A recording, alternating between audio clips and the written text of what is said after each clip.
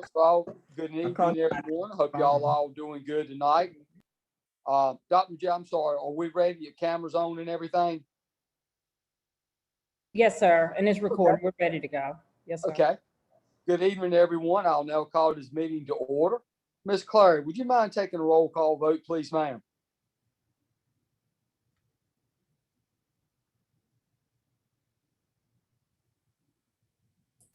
Mr. Ward, Here. Dr. Burns, Here. Dr. Jones,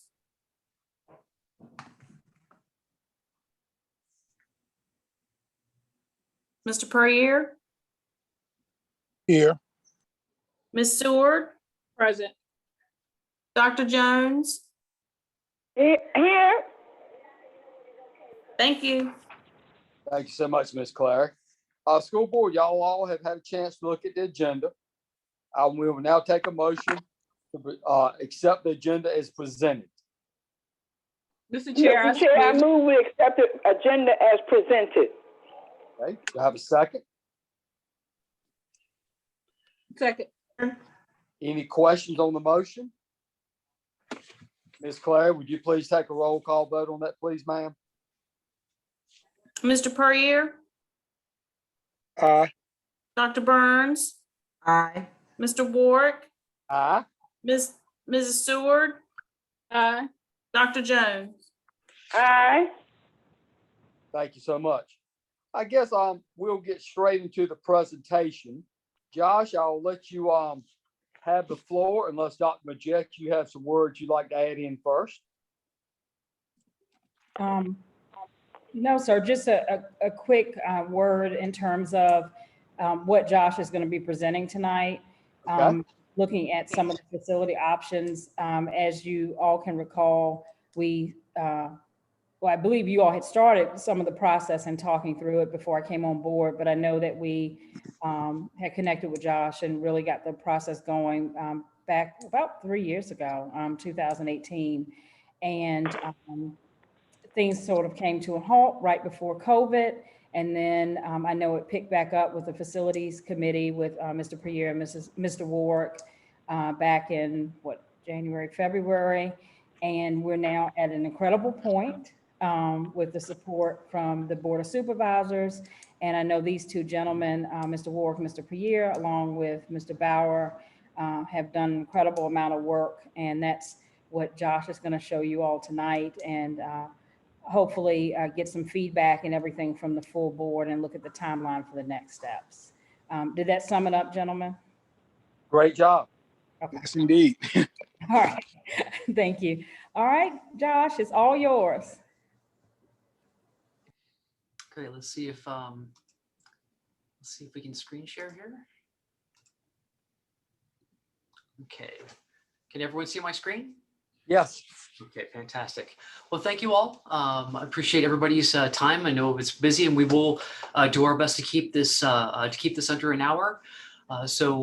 Yes, we started this process of about 3 years ago, and we are going to present two options this evening.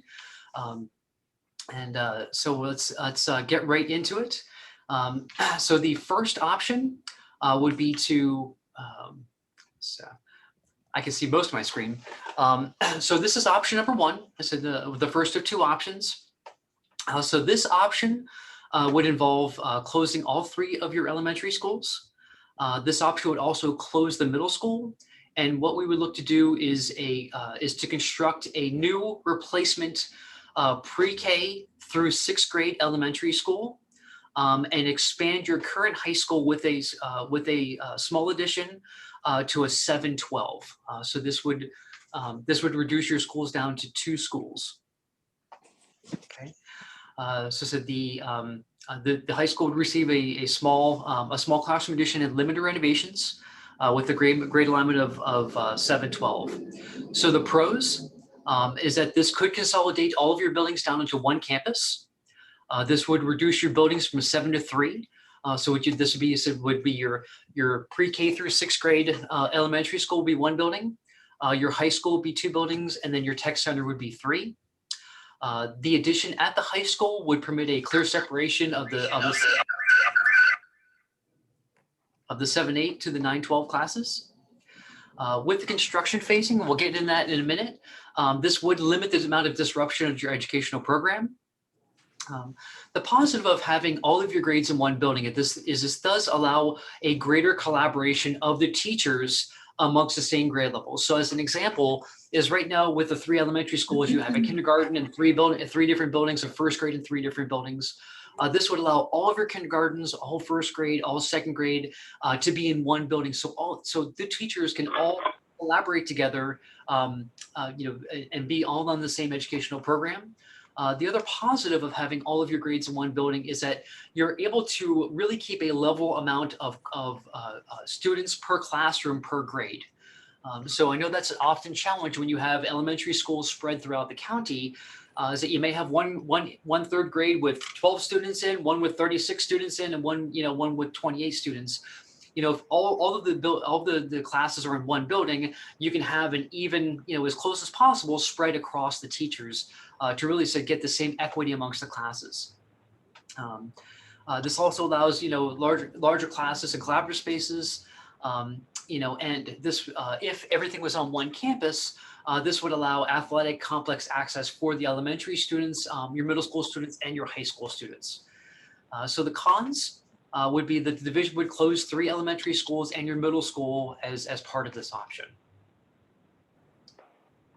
Okay, so as we're looking at this option, so we're looking to close Totero, Red Oak, and Merrill-Pelton, along with the middle school. This would construct a new elementary school, which again would be pre-K, grades pre-K through 6th grade. We're estimating the project cost range, because right now we're still in a study, of anywhere from $33 to $37 million. And that includes your site development costs. It said there would be a small addition to the high school with a range of 6.5 to 7.9 million for the addition at the high school, and that would be a 1-story addition, along with select renovations in order to make that connection. And if we have to, if there's any tie-ins with mechanical, electrical, plumbing systems, we would look to have capital improvements at the high school tech center. The school board office could either be an addition to the high school, or it could be a freestanding building on the campus. So we're projecting the cost of this option to be anywhere from $43 to $48 million. With construction costs, we're probably going to be on the higher side, closer to $48 million for the cost of the projects. One thing I want to point out is that what we've done is we've done an assessment of your current yearly operating costs, and that's looking at operation and maintenance, utility costs, transportation, and staffing. And what we've done is try to map out what your current costs are, and then after the change, what could that look like? So there would definitely be cost savings in operations and maintenance, in utility costs, and most likely in transportation costs. So right now we are not projecting any real change in staffing, because as we change, there's most likely going to be a like for like. But I said in this model, we are not showing any staffing changes at this time.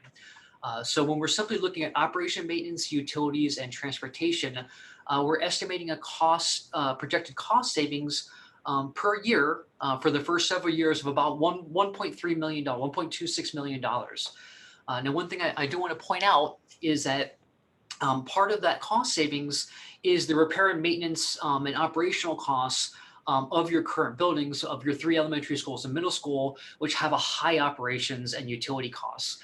Because of the age of the building, your maintenance staff has done a fantastic job of maintaining your buildings with the dollars that you've allocated for them. They're a fantastic group of folks. But as buildings age, they cost more money. Roofs have to be replaced and windows, they're less energy efficient, systems break down.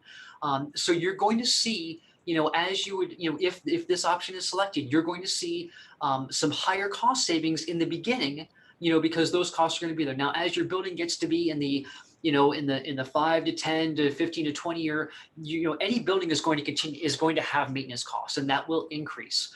So your curve is going to be really high in the beginning as far as your cost savings, and then as the building gets older, we'll start to slow down a little bit. But we're estimating, I said, your cost savings a little over $1 million, in just operations, maintenance, and transportation in savings. And hopefully that makes sense. And so we'll have some time here for questions if anybody has any questions on this piece. Okay. So as we're looking at this option, this is, what we're showing here is, and really what you're going to see with both options 1 and 2, we're showing the same site layout because whether it's a pre-K 6 or pre-K 8, the site is going to be able to accommodate both of those. It's just a matter of really the additions there for the potential middle school option on with option number 2. But on the site, we're going to look a little bit about 3 different sites in a few minutes. Is that with the new building, we'd have a really clear bus and car drop off. We could have additional parking areas. We can also have a nice separation for playground and kindergarten playground areas. With the option of a new building, when we're looking purely at site, this also allows us to have some really fantastic controlled and secure outdoor educational areas, along with some athletic areas, could be part of this option. If the option selected is to move forward with putting either option 1 or 2 at the high school campus, we could look at potentially doing a pedestrian or a bridge connection to make sure there's a safe path of travel from the elementary and middle school to get over to athletics or get to the high school. And so when we're looking at a new school option, we really have a lot of freedom, and you have some really fantastic sites we're going to get to in a few minutes that gives you great options on where the school could be located. So as I said, this is just a example of a bus drop off, parent drop off, what parking could look like, and some of your playground and outdoor classroom areas. So as we look at this particular option, this would be a 2-story building, and this again is a pre-K through 6th grade.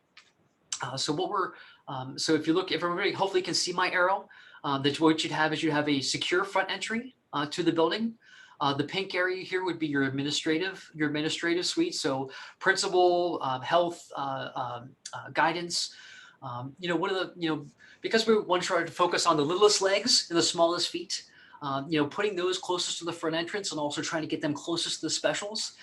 So we're showing both the kindergarten and pre-K in these spaces on the lowest level near the entrance. One thing that is important is that as you're looking at these spaces, the blue is a standard classroom. The orange, if you can see those orange spaces, can be initially treated as either special, as special spaces. So you can have collaborative learning spaces, and we're also intentionally building in growth. So whether we start with 5 or 6 grades per grade, what we're doing is we're intentionally focusing on not only building a school for now, but with the anticipation of students, additional students coming to your building, we're building just a classroom or 2 per grade of growth to make sure that you have that flexibility in there. So sit here, you can see here on the lowest level, we have kindergarten and pre-K. We have these green areas are collaborative learning labs. These are really fantastic spaces. We're going to show you some images, some pictures of what these look like with students in them. In other buildings that we've done. These are really fantastic opportunities for multiple classes to get together. They're a multimedia type of learning lab. The partitions can open up into the class, up into the quarters, so that multiple classrooms can meet in one space. And so that is the green area here. We also have space here for art and music. This green space here is what we call a learning stair. We're also going to show an image of that, and that is kind of it's a simplified auditorium space. Basically, what is a stepped area that allows you for communication so you can get from one floor to another, but also the large steps allow larger groups of students and teachers to be able to meet kind of in an open environment. And so we'll show you some really great pictures of that in a few minutes here. But what you can see is, so far as general building layout goes, is that we have, kindergarten and pre-K are here. And then we have 1, 1st grade, 2nd grade, if this is the option, the grades will be developed as far as this is simply just a schematic, prior to design starting. So, but what the idea here is to have 1 grade per wing. Okay, so 1st grade, 2nd grade, or 3rd grade, 4th grade, so kind of they have almost a space within themselves. So if you can imagine, they're going to have their classrooms, space for specials, collaborative learning labs, their own toilets, and really, so each grade is kind of be housed in. So there's a lot of opportunities for teachers to collaborate, for students to be able to collaborate, all within their own wing.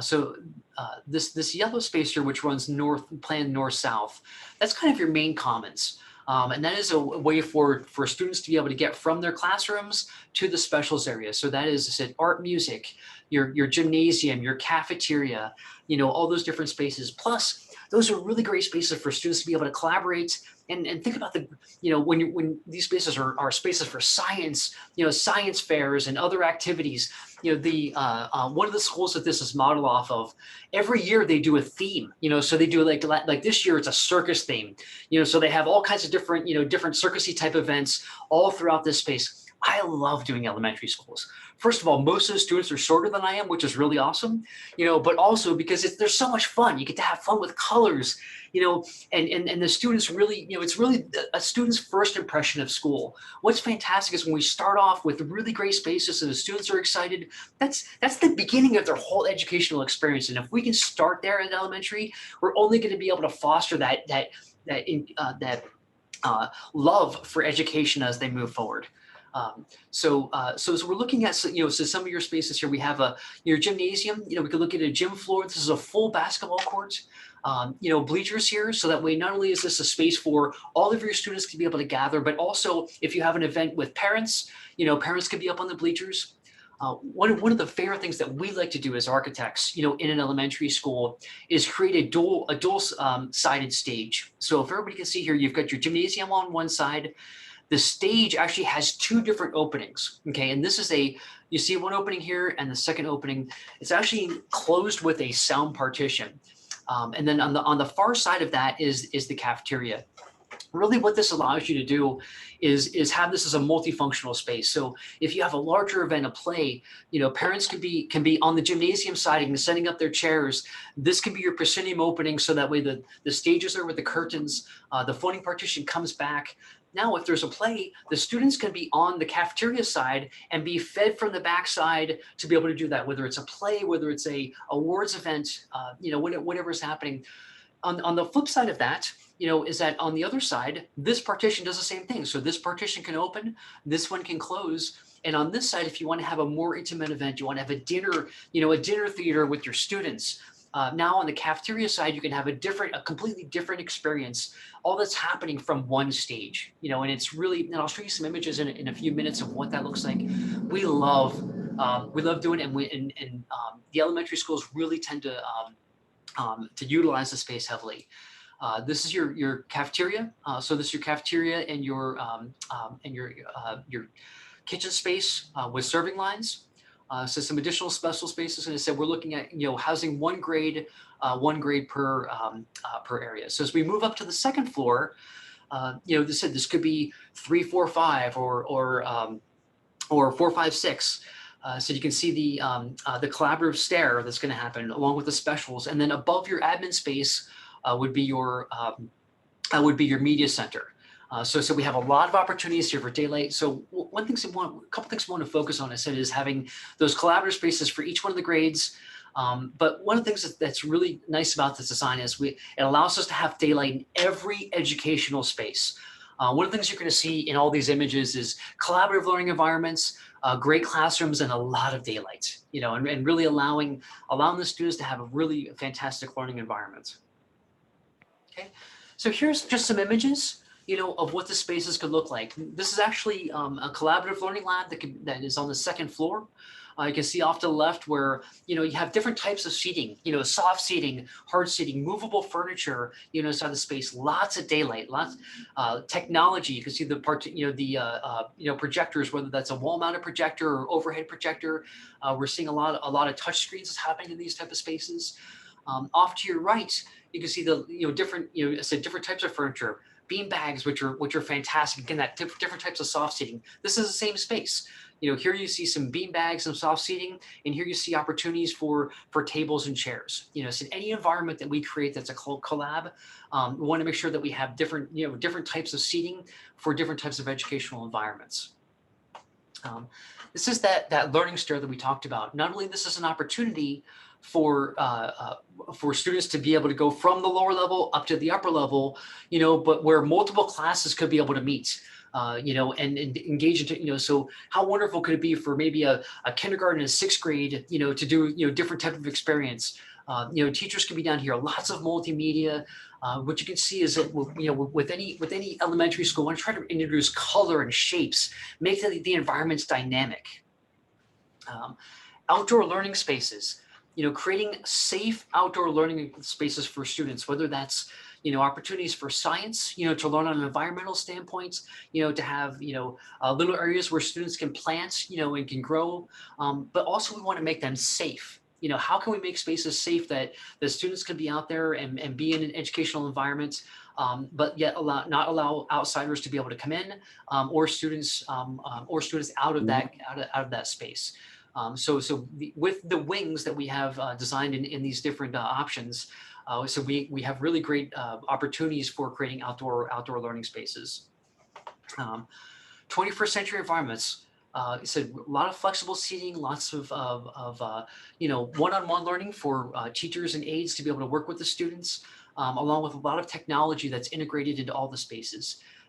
LED lighting, a lot of great things about LED lighting, including the ability for control, dimmability, and from your standpoint, not only is it a significant energy savings, but also think of how much time that your custodial maintenance staff are changing light bulbs, and the cost you're spending not only to procure those, but also to throw those away. With LEDs, the average lifespan is anywhere from 20 to 25 years for those bulbs. So again, just thinking about the savings that you could have just simply by going with LED and the better quality of light. Going back to the dual-sided stage. So this is Hugh Castle Elementary School at Augusta County Public Schools.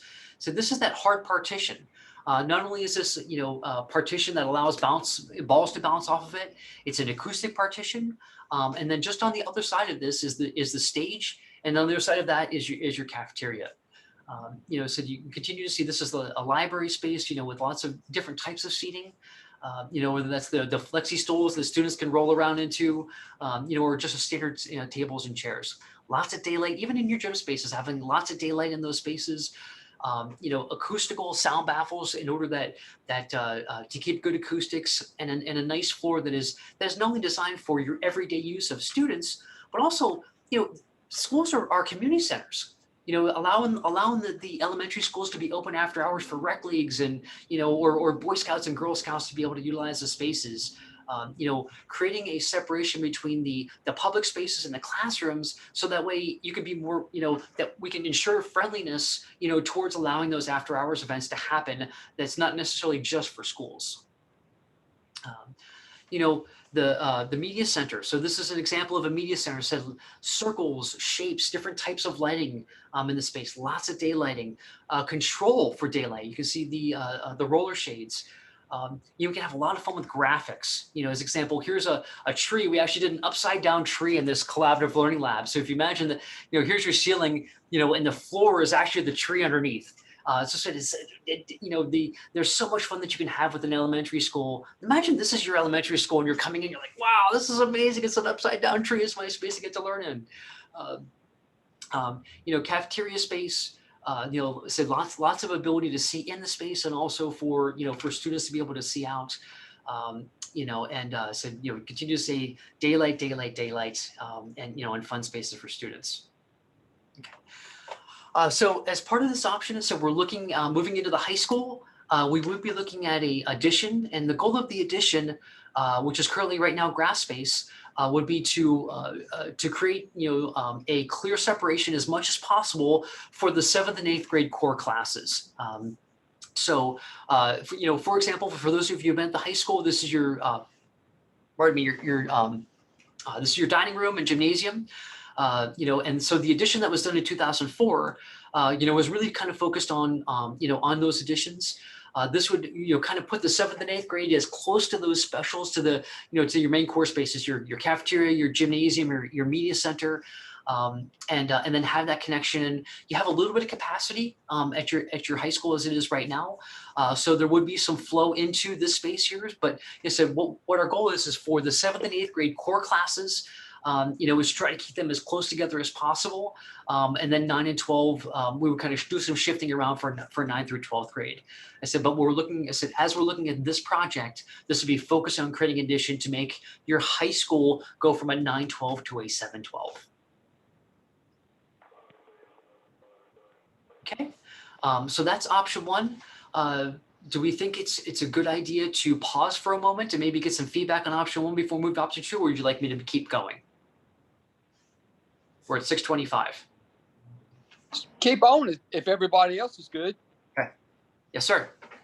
So option two, I promise I'll be a little more brief on this one. So as we're looking at option two, what this option would look at is also to close the 3 elementary schools, to close the middle school. This time what we look to do is construct a new pre-K through 8th grade building.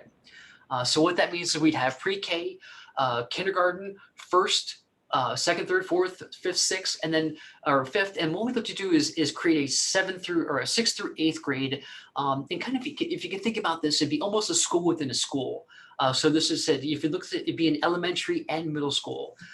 This is a popular concept. As a matter of fact, I was just at I spent the day yesterday at Giles County.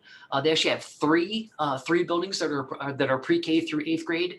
They love their facilities, and Giles County has done a fantastic job of maintaining their buildings, and that concept for them has been very, very successful.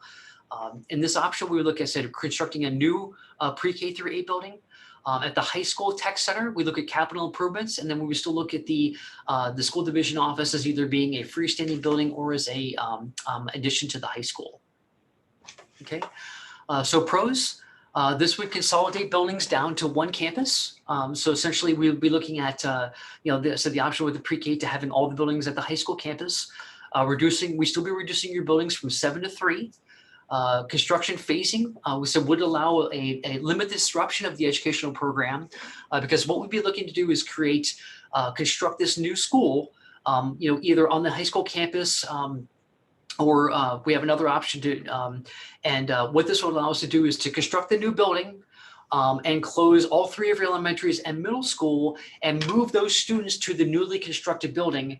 And then, with this option, so because we look at capital improvements at the high school, there really wouldn't be any disruption at the, for the education program at the high school, because it'd be capital improvements over long holiday breaks. Going back to what we said earlier about the collaboration between the teachers and students, keeping a equity amongst the classroom size.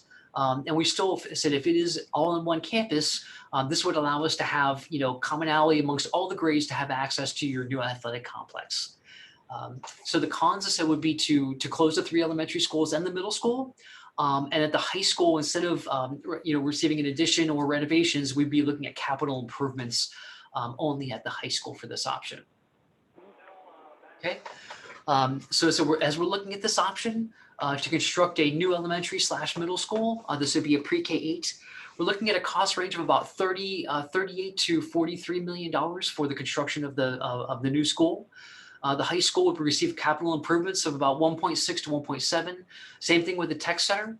And the school board office that would either be an addition at the high school or a freestanding building. We believe that if you did look at for the school board office of doing a freestanding building, that would allow us to utilize a different construction type and maybe do some cost savings if it was a freestanding building. So cost savings, we actually maybe look at a little bit more of a cost savings on this option. Because of doing the pre-K 8, and we're doing more new construction as opposed to as opposed to doing an addition at the high school. So be looking maybe just a little bit more about a little over $1.3 million for the cost savings per year. And I said that is going to be higher when we start and lower as you're getting closer to that 10-year mark, and even less as we go to the 20-year mark. Okay. Similar, the site plan it is identical regardless of whether it's a pre-K 6 or a pre-K 8, with the separation of the car and bus drop off, parking areas, play areas for both kindergarten and pre-K, and a larger playground area. We still have an opportunity to sit in between the wings for a secure outdoor learning environments, in between the wings. And so with this option, we really would be looking at doing a school within a school. So let's get into the design. Looks kind of similar. So we're looking at a new front entry along with the admin. We still have the concept of the pre-KK, second grade, third grade. And the alignment of how the grades are going to stack, would be something that we would discuss, if we were to move forward in design. The biggest difference between the previous option and this option is we'd be looking at 6th, 7th, and 8th grade. And this would be a wing all by itself. So you can see here we'd have 6th grade, 7th grade. As we, oh, wrong way. As we go upstairs, you would have 8th grade, and then we would have your common special spaces, which would be science labs, different types of specials, whether that's art. And then what we'd also look at is the possibility of having the 6th, 7th, and 8th grade having its own administrative suite. Well, it's, again, because this is just a schematic sketch, that would be one of the things that we want to look to do is possibly having its own administrative area, and possibly even its own separate entrance for that. But that would be something that would happen, if this were to move forward in design. But your core spaces, your shared stage, your gymnasium, your cafeteria, whether it's a pre-K 6 or pre-K 8, would be very similar in that type of design. The one thing that we would look at possibly is a little bit different would be your cafeteria. We really would want to try to focus also on when it was non-dining time, is making sure that this could also be an area that we could utilize for physical education. So, with a wood floor as a possibility in your main gym, we could utilize in your cafeteria a rubberized floor that would be available for, say, your younger, your younger students, pre-K 1, 2, 3. Typically those physical education classes are more about movement and less about particularly court type of sports. So what we could do is put a rubberized floor in here that can allow this to be utilized for phys ed space when it's not dining space, but still allow this to be used as a dining space, because that rubberized flooring can get wet, it can be mopped, it can be cleaned, and try to create as much flexible space as possible, in the design. Okay, and so just second floor would just be stacked. It could be 1st grade, 2nd grade, 3rd grade, or 4th, 5th, 3rd, 4th, 5th. On this floor, it said stacking just above your admin space would be your media center in this design also. Okay, so what could it look like? That's a great question. And this is also a fun part of the process, is that, as we're looking at, as the design develops and we start to put that floor plan, each school division gets designed what do they want the building to look like and have its own identity. So here's just some images of other schools. It can be a more modern design. It could be more traditional design with, whether it's brick or block. Does it have a flat, a flat roof, for the entry and the name across the school, or does it have, a pitched roof like a schoolhouse with some glazed block? Do we introduce metal panel into it? Do you have a 2-story height? That's one of the great flexibilities of having a new school, is that this is truly an opportunity, opportunity of a generation, to create that elevation and really make it whatever you want, and decide on what the name of the building is going to be. So the different options for the whether it's going to be glazed block. I said, especially if it's an elementary or middle school, add in color to the exterior. I said, where's the playground going to be located at? Do we go something even further along, with the design, with something that's, we call this the octopus school. The wings are all kind of twisted around, and and the building kind of had some really unique forms at this particular design. So those learning commons and creating lots of daylight inside the the building, lots of color, spaces in the quarters. Quarters are not just spaces for for students to move back and forth, but what can we do to put the right furniture in there to take the opportunity for quarters to actually be utilized for learning, and create learning labs where you can do a small breakout of a group. I said before, my wife's a teacher. She does a lot of different collab spaces, and there's nothing that they love more than the ability for her collab teacher to be able to grab 4 or 5 students to say, hey, come on, let's, we're not grasping this concept. Let's go out in the quarter, and be able to go right out there and kind of group together, have the technology in the quarter space, and for students to kind of be able to do that breakout type of environment. Lots of daylighting in the spaces, and marker boards and different furniture that can move around to be able to create different types of learning labs, and media centers with fun ceilings and different types of lighting. We did promise that we'd try to keep this to an hour. So, one other thing that we were asked to look at is athletic stadium. Athletic stadiums are really also a great opportunity to create identity, and really take pride in the athletics. I'm a huge fan of athletics. My daughters and my wife are all in athletics. My daughter just got a soccer scholarship to go play soccer in college, and we couldn't be happier for her. It really is. It's an opportunity for teaming. Students get the opportunity to learn leadership and teaming. So what are our options for really taking an opportunity to upgrade your current stadium and give it new life? So as we're looking at costs, we have a couple different options, and we believe that with some modifications that we can in fact fit your stadium on your current site. And so let's talk about what could fit there.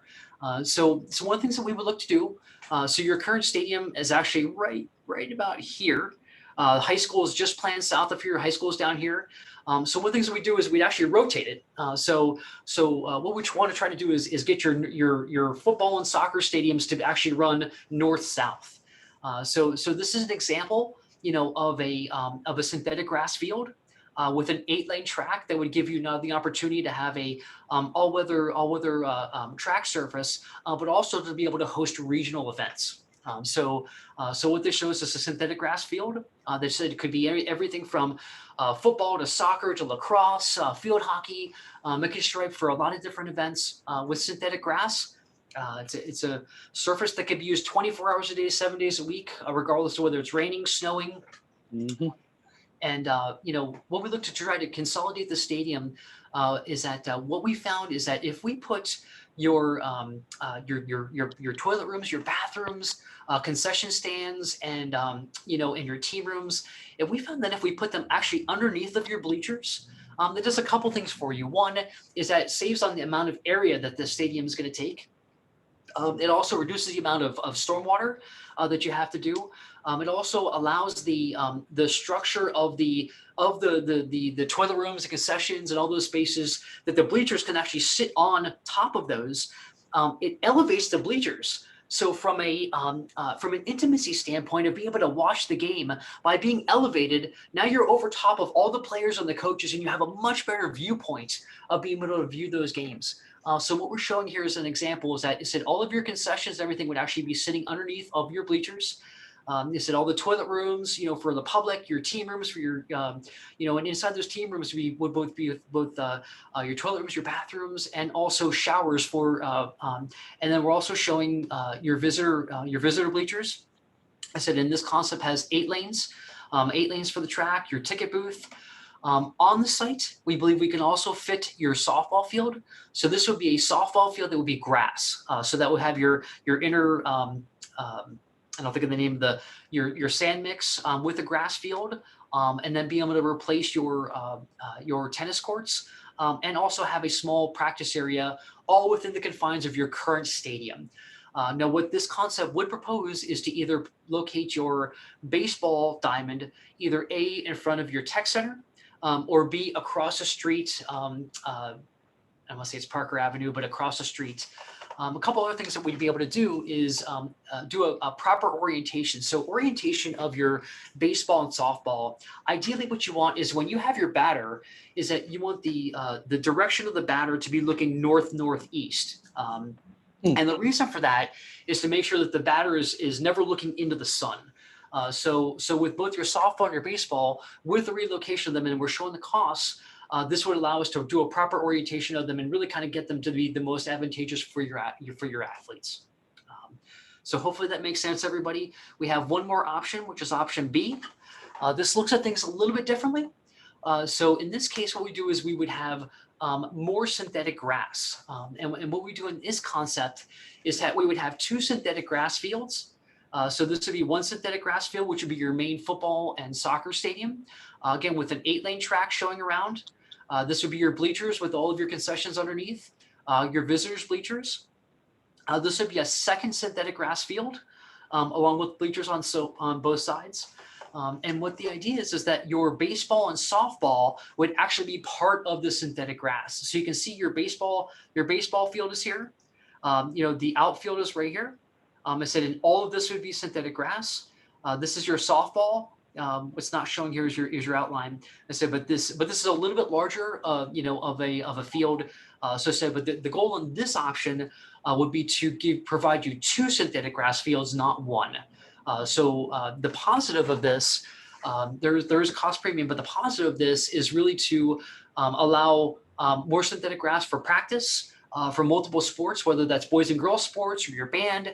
Again, when you're looking at the ability to have both your middle school and your high school to have athletics, you can have multiple activities going on at the same time with your athletic complex. So the cost, and I apologize for the last option, we're looking at about $7.3 to $8.8 million for all of the construction for your athletic stadium for option A. Okay, for option B, your cost range is about 8.2 to about $9.9 million. And I said that the part of the reason for the cost of this is that we have more bleachers, which means we have more toilets. So we're going from 2,000 to 2,500. Plus we have more synthetic grass, which we have more stadium lighting. We have more walkway services, more scoreboards that's involved with this option. So there is a bit of a cost premium with this option because we have a lot more athletics that's provided with this piece. Okay, and this is the last piece, and I want to leave enough time for questions. So we're really looking at kind of 3. We believe good options for where either your pre-K 6 or pre-K 8 schools could go. Okay, so just to familiarize with the site, this is your high school here. This is your tech center. This is your current bus garage. This is the water tower. And this is where your current athletic stadium is at. For those who don't know, this space right across the street, you actually own quite a bit of acreage right across the street from, gosh darn it, I will know, I remember the name of the street in a moment. So this could be one option. Could be locating your pre-K 6 or pre-K 8 elementary on this side. Which would allow you to have parking, your car and bus drop off, additional parking, enough room up here for your play areas and your secure outdoor learning areas, additional athletics fields. So this would be across the street. So one thing we could look at is either having, an elevated crosswalk or a bridge that could go from your elementary school, from the main causeway over to your athletics area. So that way, I said there's a safe way for students to be able to travel back and forth from the elementary school over to your athletics fields. So in this option, we would be relocating your bus garage over to possibly to Totero Elementary site. And I said this is one option where you could put your baseball field. So essentially what we could do is really kind of make this whole area here an area for athletics. This could be a grass area, just standard grass area for play, and your baseball field. This is your parking lot for your tech center. So this could be one option. But we would have to relocate your bus garage either over to Totero or to the middle school sites, and put your baseball here.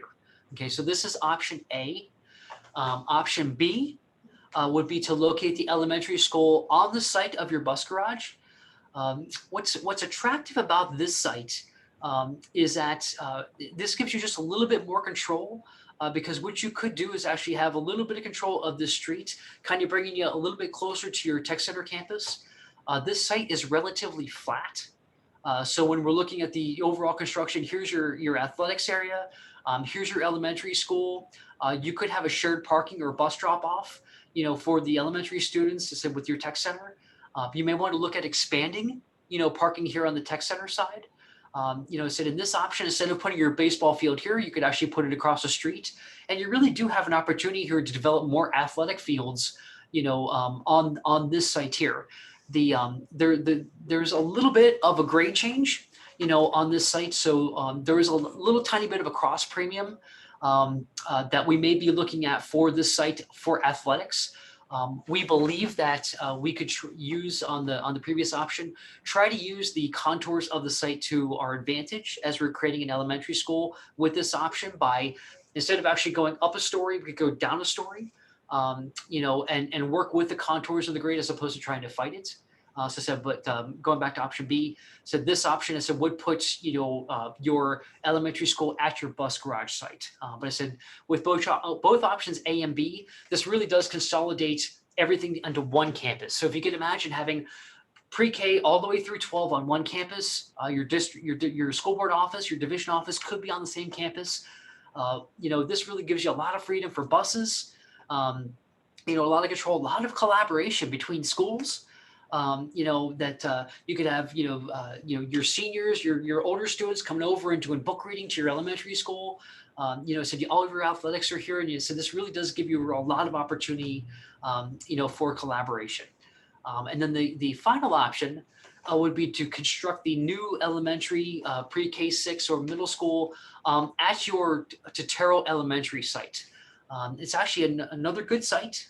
So if you can imagine that this is your element, this is Totero. You can see kind of the red line right here is actually Totero Elementary School, right behind your middle school. So if you can imagine, just behind that site, we can construct the new elementary school. Once this is constructed and operational, then what we would do is we would actually close Totero along with your elementaries and middle school, and we would demolish this and then do all of your bus drop-off and parking where Totero is currently located. With this option, that means you would have two sites. Now they are close. They are close in proximity. But this is one other option. We're just trying to look at one other option that would kind of consolidate, all of your buildings closer to the center of the county, and want to make sure that we vetted, more options than just simply looking at the high school campus. So this is, and as we're looking forward, so we're looking at, and Dr. Bichette, maybe you want to kind of take this and talk about what the moving forward could look like. Yes, and Josh, I was trying to jump in at different points.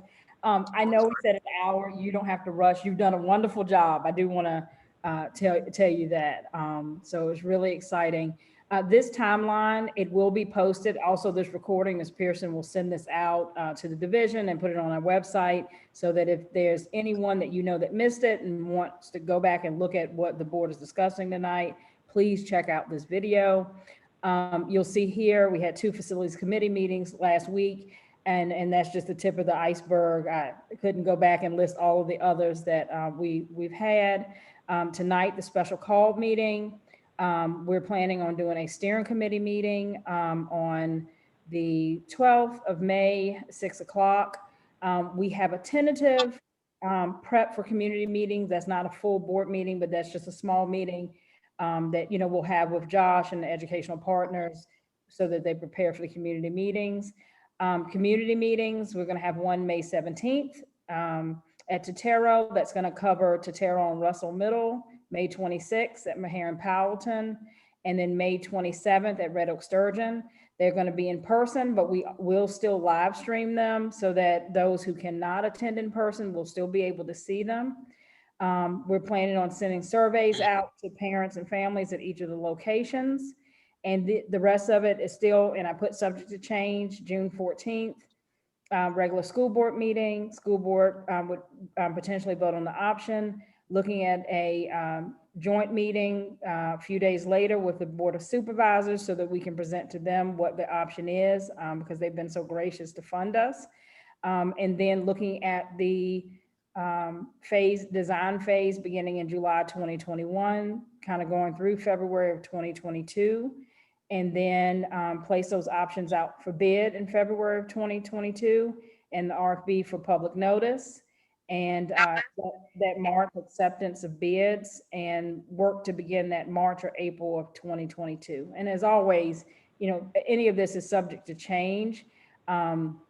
But we will put out the dates for the community meetings and those other pieces so that we can get feedback from the community based on these options. Board, did I miss anything, or facilities committee? I would just like to say, can y'all hear me? I'm not muted, am I? Yes, we can. Hear you, sort. Okay, good. Look, first of all, Josh, I would just like to say, man, great job. I mean, we have reworked you and got you to do this and do that. And these last options you have presented, I mean, I think any of them are kind of a no-lose situation. I think they're just a great job. So first of all, I want to say thank you so much for that and for the extra work you've put in and so timely in how you've done everything. So thank you for that. And I guess I will say now, school board, if y'all would like to have some conversation or some chats or what y'all's thoughts are, please go right ahead.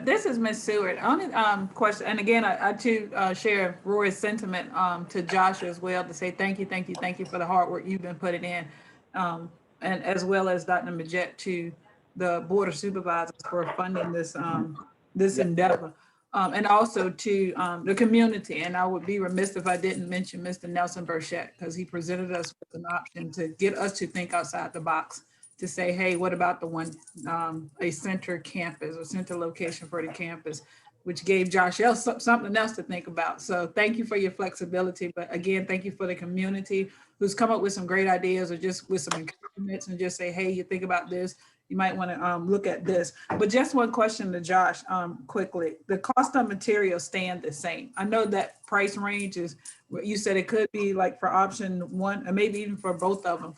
That it could probably be on the higher end. What is, and I guess the reason why I'm asking and just doing things around the house, I've noticed like even the price of lumber has gone up exponentially from what it used to be.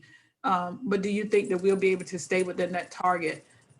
And it's hard to project what prices are going to be like, but with the 48 million, do you think we'll be pretty much within that range to get it done? Yes, ma'am. I believe that our numbers are good numbers. So we continue to monitor the market. It has been a challenge. This year has been a challenge, and we're seeing everything from the effects of COVID. Whether this that was factories shutting down. We've also seen a large uptick in the amount of construction projects that are happening. So part of our responsibility to you is to make sure that we are within that budget. It's so as we continue to go through design, part of our responsibility is to make sure that we're designing the building so that way it's easy to build, it's timely to build. Some of the advantage that we do have is with the phasing of these options, is that we're essentially doing construction either in an empty lot, so the contractors have flexibility. We're not doing it over summertime, and we're doing it in an area where students aren't going to be, or we're doing the addition at the high school. So that is going to help to keep our costs down, because contractors have, basically we give them a start date and end date, and they figure out how to work, in between that. So that can help them to kind of manage it, as opposed to ramping up over the summer and then down during the school year. But that is, we believe that as we continue to look at and monitor construction costs, that both of these options can be constructed for the dollars that we're showing on our spreadsheet. And I said, what you're seeing on here's diagrams, but as we can, as it continues to evolve, so it's our responsibility to make sure that we deliver a project within that project budget. And I had another question about the about option 2. I think you said that if we did option 2, there would be only capital improvements to the high school and no renovations. Is that we're putting more? What was it, pre-K through 8? Is that what we were doing? The reason why we wouldn't do the capital improvement, renovations to the high school? Yes, ma'am. The dollars, we had some dollars when we were doing the additions for the 7-8 to do some renovations at the high school, but with the pre-K 8. With the size of the building, the majority of those dollars that we have allocated would go towards that building. So it would be, making capital improvements on the high school as on an as needed basis. Josh, can I ask a question that maybe it's a question comment that would piggyback on what Ms. Stewart is saying?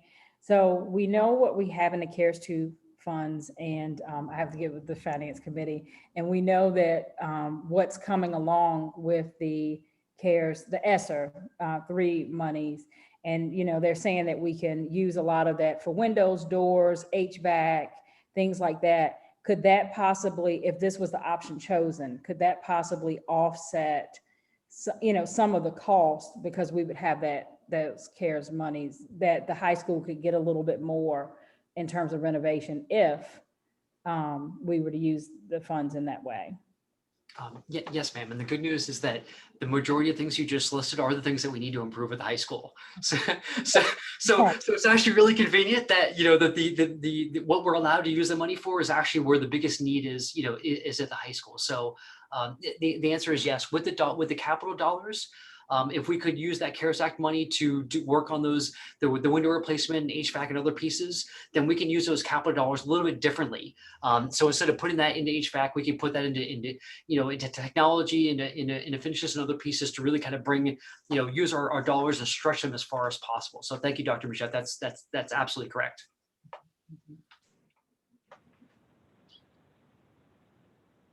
Thank you for asking that and clearing that up too, Dr. Majette, because I was headed that way, but thank you. Sorry, thanks. I have a question for you, Josh. Pertaining to the buildings, I think you showed us several buildings with a flat roof and maybe partial A roof. What would it cost any more if you just build strictly A type roof and not flat roofs for the buildings? So what we want to do is that it's the cost difference is really it's really negligible when we're looking at doing a sloped roof versus a flat roof. It really comes down to, and I said we have this is our opportunity. I said it's a once in a generation opportunity to have the building aesthetic look like what you want it to. So if the desire is to have a sloped roof, then we would incorporate that into the design as opposed to doing a flat roof. So really the cost between the two are relatively negligible going from a sloped roof to a flat roof, if it's part of the design. And I was just thinking in terms of over the years, how, water stands sometimes and not to drain properly. So that would be one of the things I would like to see. What about the rooms, the capacity of the school, for growth, we happen to have influx of people moving into the area. With students, with children and all. Yes, ma'am. That's a great question. So can we expand? In the schematic design that we showed you, if you looked at the orange classrooms, those were we were building in growth in every single quarter wing. So if we can go back, that, and I said this is just a schematic, but each one of these orange rooms are intended for growth. So whether, so as an example, when you're looking at your pre-K 3, we're looking at a maximum of 19 students per classroom. So you may have more, you may have more first grade classrooms of second grade than third grade, but we're intentionally in this design, designing for growth to make sure that, well, it's not a lot of classrooms, it's enough for you to at least, have anywhere from 19 to 25 classrooms, depending on what the grade level is. And also what's important is that with all of these classroom wings is that we can put additions on, and because they're 2 stories, if we were to put as example, if we were to put a 4 classroom addition, that's actually 8 classrooms, so we can build this to make sure, and with this design, you can also grow your commons areas. So what we're trying to do is make sure you get the maximum flexibility, where that's growing your gym, growing your cafeteria. Let me go back to that.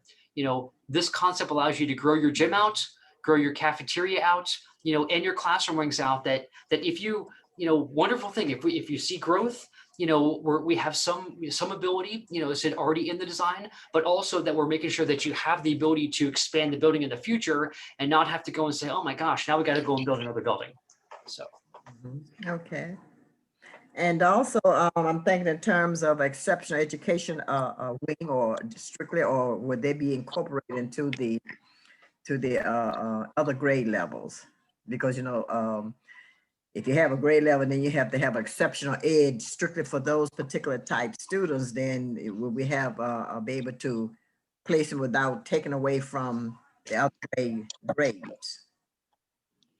Yes, ma'am. We have different types of spaces for those students, whether that's small group areas. You can see some of these, but they're integrated in the classroom wing. Our goal is always to make sure that they're still with their grade. So whatever's happening with those students, whether it's whether it's just a certain need or it's an overall need, that they still get to spend the time with their with their own classes. Whether that, so they may spend part of their day in their own classroom, and they may have to just go out for one class, but that's also part of the integration, and we're creating those spaces within the classroom wings for them to be able to stay with their classes. Okay, Great yeah. question. And I just asked because I see times a lot of times with schools, when they, systems build new schools, sometimes they forget about the exceptional education students and keep them in their pod or their wing. And then, you're taking classroom space from, from the, I guess, let's say from your other areas to accommodate these students or this group of students. Okay. And I think that's it for me. All right. Now, as for me again, Josh, I just want to say thank you so much for all your hard work. I know we spent a number of endless nights kind of hashing through the options, looking at what's best for our county, and then kind of narrowing down some of the options as well, so that we were able to kind of focus our attention on what is the most cost effective as well as cost efficient means of accomplishing this task. In addition to that, I just want to thank the Board of Supervisors for their support, their constant encouragement, as well as we look at reshaping our division and reshaping how we structure and better utilization of our resources. So I just want to thank the Board of Supervisors for that as well. Now, after having an opportunity again to continue to look at the options, one of the questions I do have is, I know we talked about the water tower that was at right by the transportation department. Did we ever get an answer on the regulations as pertains to such on the water tower? We did not. It's still an open-ended question. Is whether or not, so we are a far enough a distance away, with this option. The other positive too, so let me get to it, is that we can even go back just a little bit further. So we are greater than the distance of the water tower itself. The one thing that we have not gotten an answer back yet is whether or not there's any type of utility easement that gives us a perimeter around there.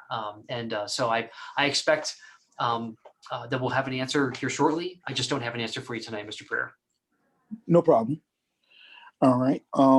The next thing, Dr. Majed, I'm not sure if you can speak to this. We purchased a new program, I think last year or so, as it pertains to transportation.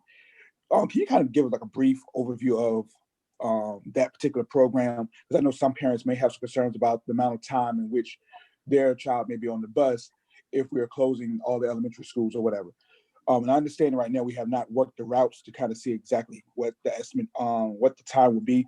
But if you could just kind of briefly describe the purpose for the program itself and how it can be beneficial for what we're trying to do right now. Yes, sir. The program is TransFinder, and traditionally, what we've done in the past, and in many divisions, and especially when you look at small communities, we look at maps, and we would go and of course we still ride the routes, and we would map out just by hand what we thought was the most efficient route.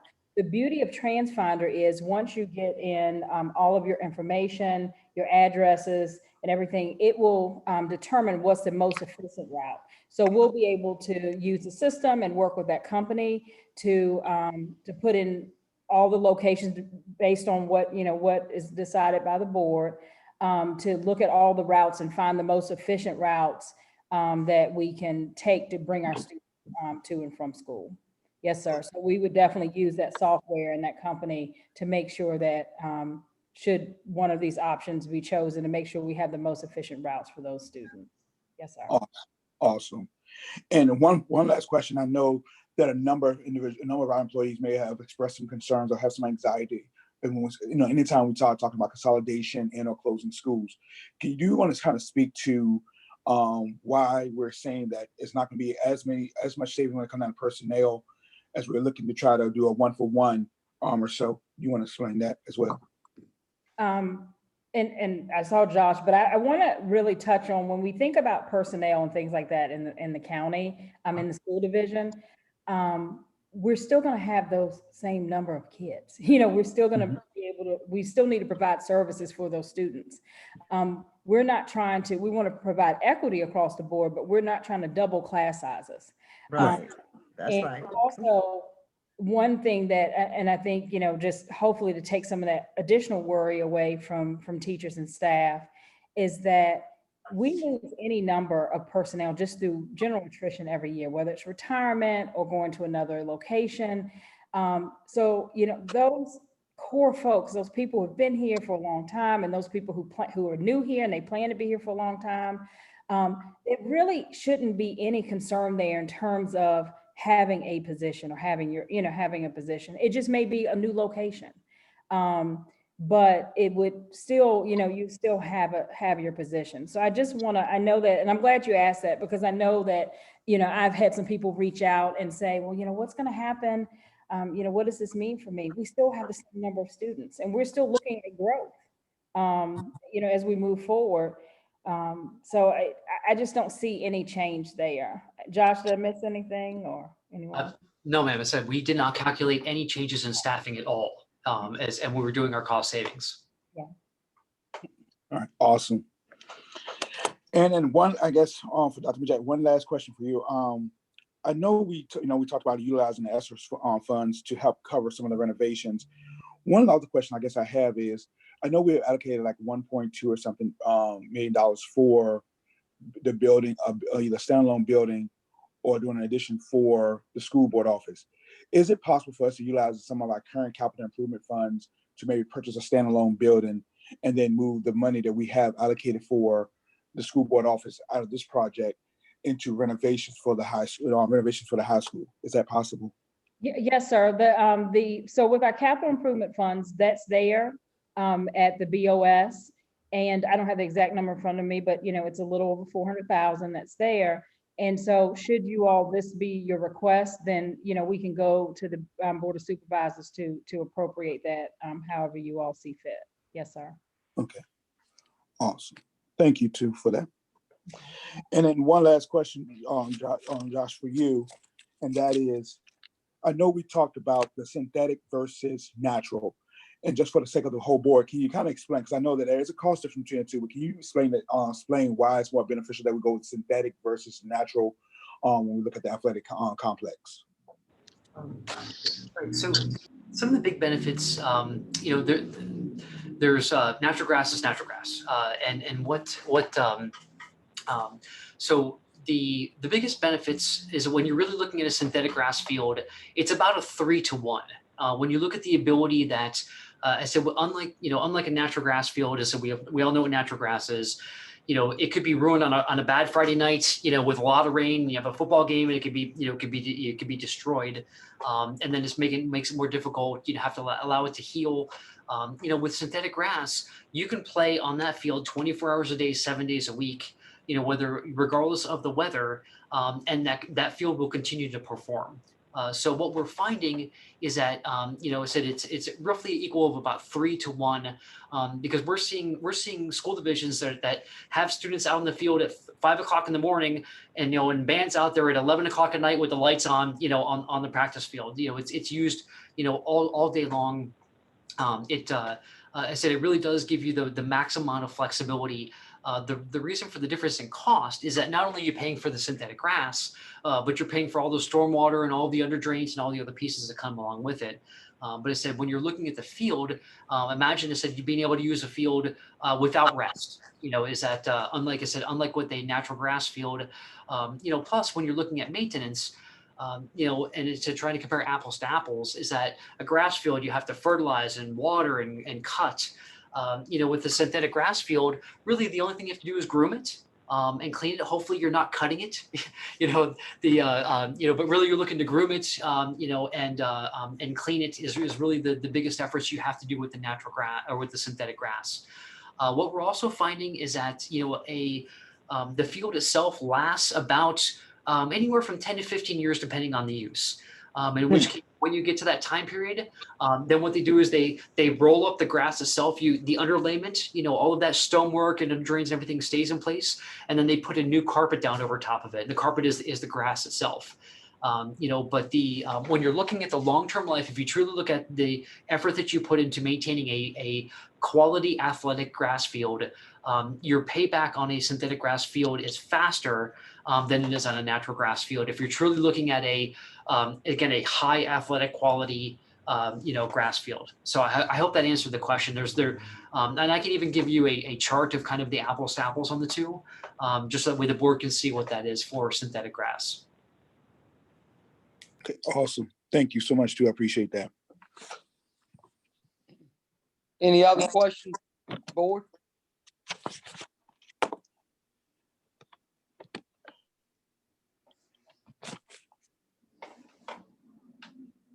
Well, I guess for me, it seemed like a lot of questions have been asked, and I know we've asked some in our smaller committees. But I guess the next step to me would be, I think it's on May 12th where we present this to our steering committee and kind of get their opinion. I think will be our next step. Does anyone agree or disagree with that statement? I mean, I agree.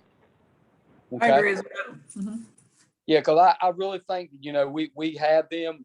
They have a lot of knowledge. Definitely that would get a lot of different opinion in besides just ours. So I think that will be our next step. So I think we've got some good information tonight. I mean, I really like the plan. I mean, I'm not going to say which I prefer, which I don't prefer. I'm going to stay out of that tonight. I'm just going to say there's a lot of really good plans. I mean, great presentation. And I look forward to getting with the steering committee and hearing their opinions to see if something that maybe I haven't thought of or we as a group hadn't thought of. So do we have any more comments on tonight? The only other comment, I just want to again say thank you to Dr. Majette, Ms. Rogers, to you, Mr. Warwick, as well as to Josh. I know we have spent, again, like I said, a number of days together recently, just trying to make sure we hammer out all the details about these plans. Even to the point where I think it went into the evening hours. But at the same time, I think that what we're doing, we're presenting options to the public that are very feasible options. And it is for the betterment of our school division as a whole. And I know that our schedule next for the rest of this month is very aggressive, from our year-end activities to our community meetings to steering committee meetings, and I'm pretty sure that there are going to be other smaller subcommittee meetings as well as a result of this project. And I just ask, for continual commitment and dedication to the process, and actually encouraging the citizens of Runs County to continue to get involved. We would like your input in this process, as this decision is not just our decision, but it's your decision. We represent you, so we encourage you to really voice your opinions, give us your thoughts, and make sure that you participate in the community meetings as well. Thank you. Very nice statement, Ms. Purdy. I agree with that 100%. School board, any other members have anything to comment on? Well, Mr. Ward, I'm on this end. I would just like to say thank you to Dr. Majette and Mr. Josh and all the committees for a job well done, well presentation. Okay. Dr. Majette, would you like to have any final comments? No, just to continue to thank you. And I know Mr. Prier had mentioned the thank yous for everybody else, but just thanking him, Mr. Warwick and Josh and Ms. Rogers and the whole crew as well, because it has been a lot of work. So just really appreciate it. Okay. We'll have to say, Josh, do you have any last words? I'll try to not make the meeting endless. I just thank you all for the opportunity. I thought the meetings have been fantastic. So we've spent the last 3 years together to get to this point, and we sincerely appreciate all the effort that you guys have put forward. It's been great sessions. I think the options that you have in front of you are really good options. It's going to help really help to transform your educational program. So thank you. Yeah, I definitely I'm really excited. I think we're to the furthest point we've even been yet, and really didn't realize we would be where we're at this quick. Really excited and look forward to our next few meetings. And I will end that with taking a motion that we adjourn until our regular school board meeting on May 10th. Mr. Chair, I so move that we adjourn until May 10th. Thank you, ma'am. Do I have thank Second. you. Ms. Clary, I will ask that you take a roll call vote if you don't mind, ma'am. Mr. Puryear, Aye. Dr. Burns, Aye. Mr. Ward, Aye. Dr. Jones, Aye. Mrs. Seward. Aye. Ms. Claire, as always, thank you again. I will end by saying meeting adjourned. Thank you all so very much. Thank you. Thank you.